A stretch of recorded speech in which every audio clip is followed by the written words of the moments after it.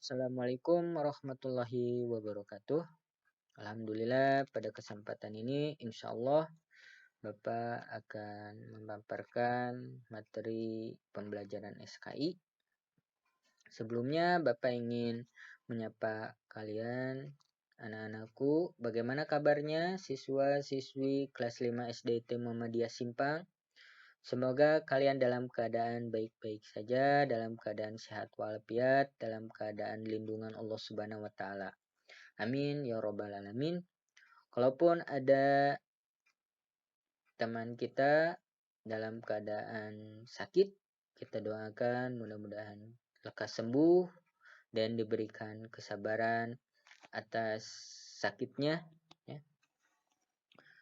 Langsung saja Bapak akan menjelaskan tentang materi sebelumnya, yaitu peperangan yang terjadi pada masa Rasulullah SAW, yaitu Perang Badar. Sebelumnya kalian pernah menulis ya. Nah, sekarang kita akan melanjutkan. Itu persiapan perang. Nabi SAW mempersiapkan pasukan perang. Beliau menyerahkan bendera warna putih kepada kaum Mus'ab bin Umair dan 2 bendera hitam kepada Sa'ad bin Mu'az dan Ali bin Abi Thalib. Begitu sampai di wilayah Badar, beliau turun di tempat yang paling dekat dengan sumur Badar. Al-Khubab ibnu Al-Mudzir lalu mendatangi Nabi SAW. Lalu Khubab berkata, "Wahai Rasulullah, ini bukanlah tempat yang bagus. Bawalah pasukan ke tempat yang paling dekat dengan pasukan Quraisy dan kita turun di situ. Setelah itu, robohkanlah apa yang ada di belakangnya dan kita buat kolam yang dipenuhi dengan air. Kita memerangi kaum kafir dan kita juga mendapat minum, sedangkan kaum kafir tidak dapat minum." Lantas Nabi SAW bersabda, "Kamu telah mengusulkan tempat yang baik." Beliau langsung bangkit bersama pasukan dan melaksanakan rencana Al-Hubab.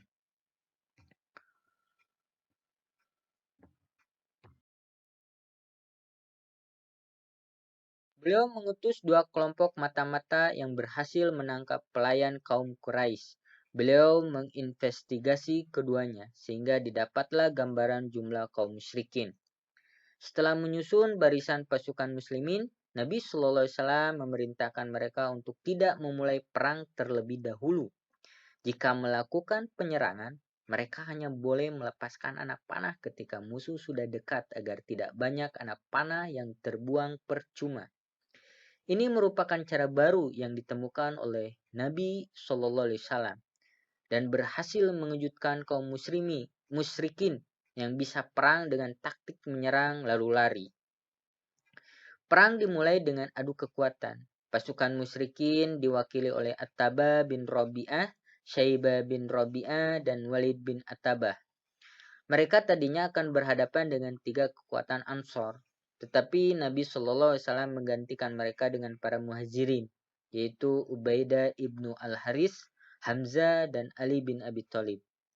Kekuatan dari kaum muslim ini berhasil menumpas ketika jawara kafir Quraisy. Adapun Ubaidah gugur karena luka-lukanya yang cukup parah. Nabi SAW mengomandoi pasukan, menyemangati dan memberi kabar gembira dengan surga balasan bagi mereka. Allah Subhanahu wa taala pun menolong pasukan muslim dan menjatuhkan pasukan musyrikin dengan melihat bahwa jumlah pasukan muslim berlipat-lipat. Sedangkan pasukan muslim itu hanya 300 orang. Nah, di sini ya, kuasa Allah ditunjukkan kepada kita semua. 70 orang pasukan musyrikin yang terbunuh dan 70 orang lainnya ditawan. Sementara itu pasukan muslim yang terbunuh hanya 14 orang. Di antaranya 6 orang dari kaum muhajirin dan 8 orang dari kaum ansor. Mundurnya pasukan musyrikin dari medan perang merupakan sesuatu yang aneh. Jumlah mereka lebih dari 800 orang dan memiliki senjata yang lengkap. Sedangkan kaum muslimin 300 orang. Allah Subhanahu wa taala menunjukkan kekuasaannya kepada kaum kafir Quraisy.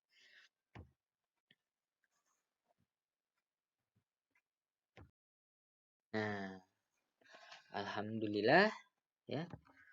Untuk pemaparan materi hari ini Bapak dicukupkan sekian ya. Mudah-mudahan kalian paham dan mengerti walaupun materi hari ini cukup ringkas ya. Dimohon untuk kepada kalian tidak puas dengan pembelajaran hari ini, carilah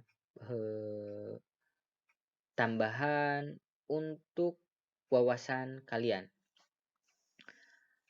Nah, untuk tugasnya silakan kalian siapkan bukunya dan alat tulisnya. Kalian tulis Quran surat Al-Anfal ayat keempat beserta artinya.